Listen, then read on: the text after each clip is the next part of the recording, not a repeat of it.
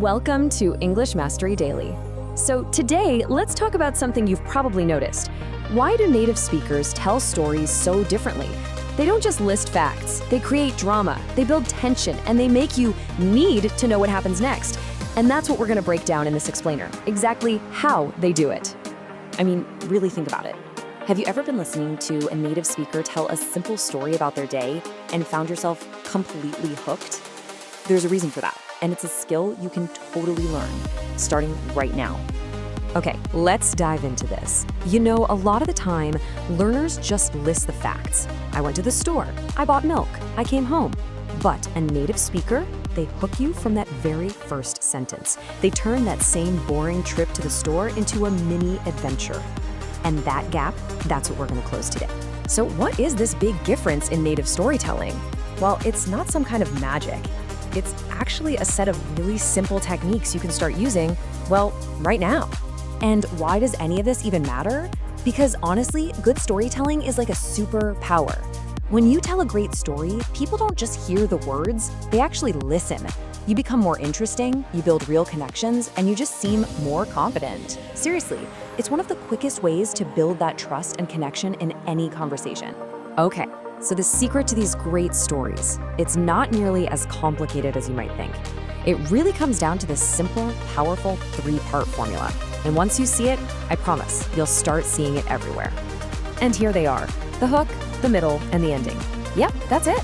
We're gonna walk through each one step by step, so you know exactly how to put your own stories together. All right, first up, the hook.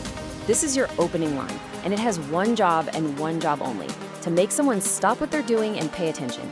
You've got like 5 seconds to make them care. No pressure, right? And just look at these examples. What's so cool is how simple they are.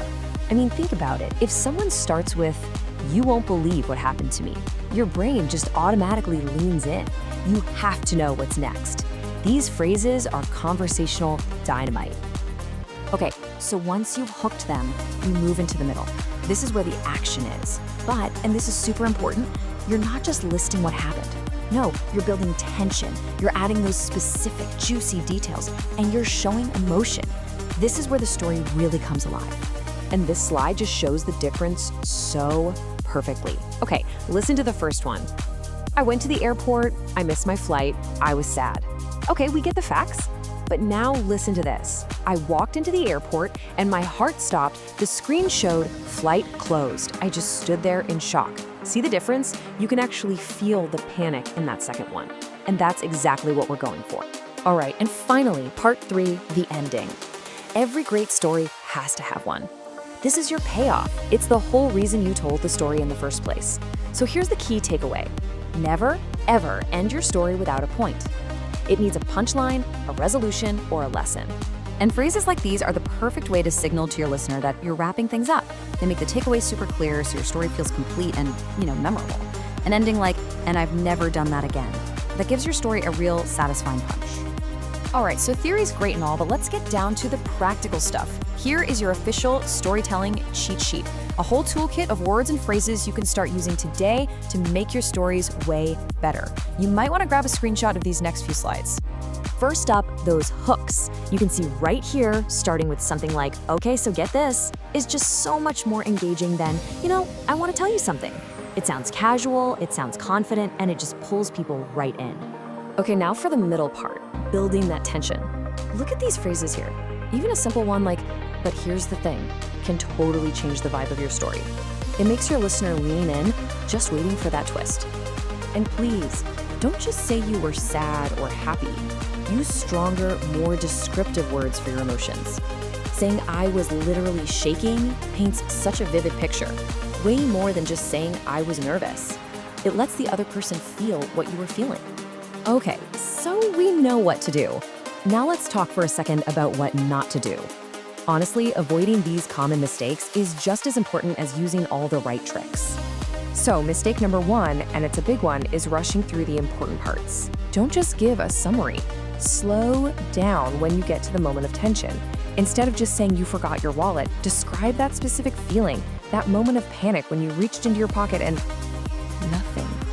And mistake number 2, using weak, boring emotion words. Bad, doesn't really tell me much, does it? But terrible? Now that tells me everything. And describing that you wanted to disappear? Whoa, that is powerful. You're showing me, not just telling me. And please avoid the boring ending. And then I went home. Just kills your whole story. You've got to give it a point. Turning it into a lesson learned, just like in this example, makes the whole story worth listening to. Okay, you've got the theory, you've got the tools, and you know what mistakes to avoid. So how do you actually practice this? Well, here's a super simple 6-step plan you can start using literally today. It's this easy. Just follow these steps. First, pick any simple story from your life. Doesn't have to be dramatic. Then add a hook. Sprinkle in some of those strong emotion words and a few specific details. And then, and this is probably the most important step of all, practice telling it out loud. Just trust me, you'll hear the difference right away. All right, so to wrap this all up, here's your keynote recap. The absolute essentials. Remember the 3 parts: hook, middle, end. Use those strong emotion words. Slow down when things get dramatic. And always have a point to your story. If you can do this, you've mastered the core of native level storytelling. And that's pretty much it. The only thing left to do is to go out and try it. Just think of a simple story, apply these simple techniques, and tell it to someone. So the real question I want to leave you with is this: what story are you going to tell first?